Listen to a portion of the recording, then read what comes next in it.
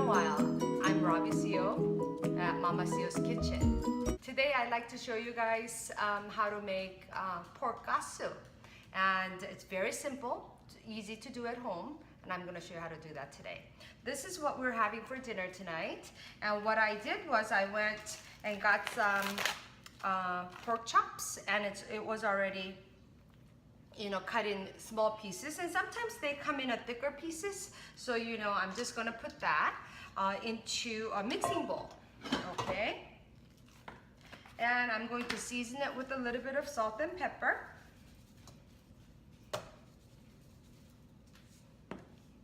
Like so? Like this.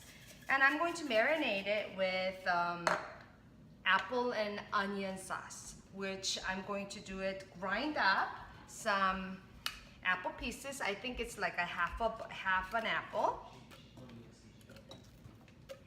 Here we go. And half an onion. Okay. And I'm going to use a grinder. Now that we marinated for about 30 minutes, I'm going to just mix in an egg. I'm showing you a very simple way of doing this. A long time ago, for you to make a katsu, you have to, get another bowl of egg, and you have to have another bowl of, flour and all that. And there's a step to it, but this is a very simplified way, and it tastes awesome. It doesn't make any difference in how we cook, but we just simplify it. And I'm going to put about 3 tablespoons of potato starch. Okay, and make it kind of doughy kind of thing. And you could, if you don't find potato starch, you could use cornstarch, but I just love potato starch much better. It just gets crispier, and even it's actually very healthier, much healthier than cornstarch is. Okay. And when it gets like pasty a little bit, doughy like that, okay, it's gonna act as a glue, and there is a panko powder which I'm going to use, and which is a breadcrumb. It's a Japanese style panko powder, and there you go. And I'll just mix it. Okay.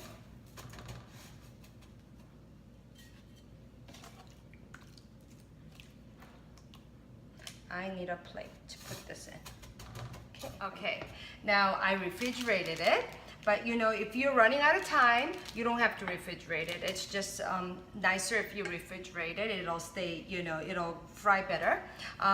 Anyway, here is my Icook pot. I'm going to put probably like a half inch of vegetable oil to cook. And if you guys seen my videos before, I always like to use healthy pot as an Icook because it stays, all the nutrition stays intact, and it doesn't, it doesn't create free radical because it doesn't oxidize. Is that a good word? Oxidation?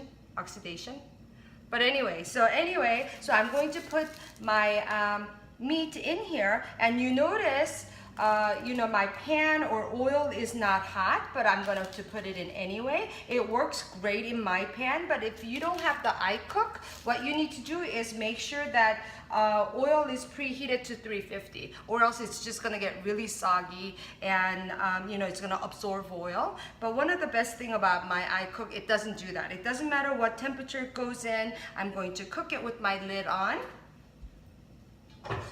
So here we go. And I'm gonna leave it about 5 minutes.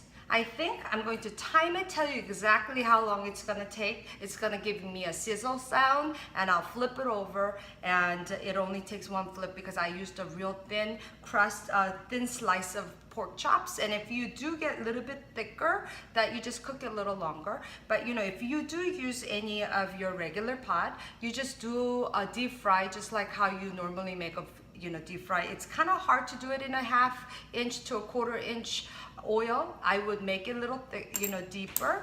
But in my case, I don't like to reuse oil. So the littler the oil that I put in, it's much more costly, and there's no waste. So here it is. It's about 3 minutes, and I could hear the sizzling. Do you hear that? Okay, so I'm going to leave the lid on. Let's see. And when it's cooked at the bottom, it's gonna move around. You know, it doesn't stick to the pan. Oh, it's getting golden. It will wait just 30 more seconds or so. Okay. Okay, let's see. It was a very thin pork, so I think it doesn't take very long to cook. And if you don't know how to use the chopstick like I do, you could use, you know, tongs. It's an Asian thing. Okay. Look at that. It really actually, I get more oil because I'm cooking pork. It doesn't absorb oil at all.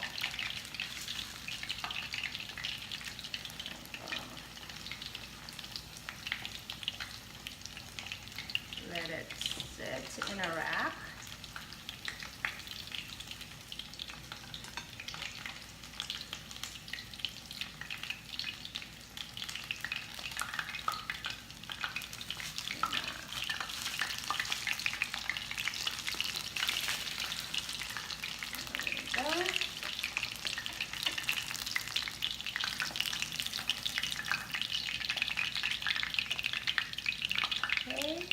And you know, cooking time, it really takes very short time.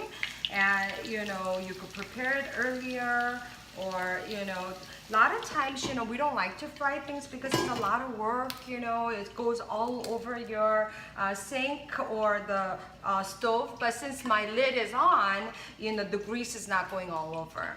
Very easy cooking. Okay, while it's cooking, I'm going to have salad ready. I like to use, you know, mixed wild salad organic. I'm gonna have that. And we're actually eating naengmyeon with it, you know, which that recipes will come later time. But, you know, I like to eat noodles with meat, so that's what we're going to cook today. There it is. Pull it out. And you notice how, you know, my oil is still there, you know, it didn't absorb a lot of oil, so it's still there. So I'm gonna turn this off and leave it on the side. There we go. I'm going to serve in a little bit how we're gonna serve it. But if you want to check a little bit more about my cookware, check under moa.com/Robi Seo, ROBISEO. Once again, I'm Robi Seo, Mama Seo's Kitchen. Thank you. Oh, there's a shadow. Okay, here it is, finished touch. I did a brown rice and a little bit of salad, and I chopped up katsu on the side. And that'll be our dish. And I made some naengmyeon.